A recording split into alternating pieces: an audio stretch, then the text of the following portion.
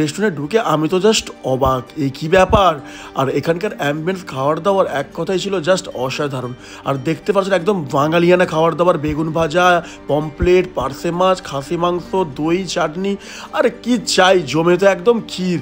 আর মাছের সাইজটা দেখো বন্ধুরা, কি বলবো। আর এখানকার মটনটা ছিল সফট, মানে একদম মানে ওই ঝরে ঝরে পড়ার মতন ব্যাপারটা, আর মনে হচ্ছে বাড়ির মটন।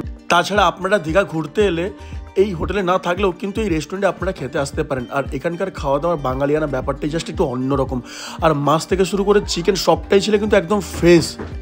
খাওয়া দাওয়া মানে সেই রাজকীয় ব্যাপার। তারপর যদি সাথে টক দই, খাওয়ারের পর টক দই খাওয়ার মজাটাই আলাদা। তো খাওয়ার দাওয়া শেষ করে আমি চলে গেলাম গার্ডেনে একটু দোল খেতে। দোল খেয়ে আর দেরি না করে ঝটপট আমি চলে গেলাম সুইমিং পুলে। ও সুইমিং পুলে গিয়ে যা শুরু।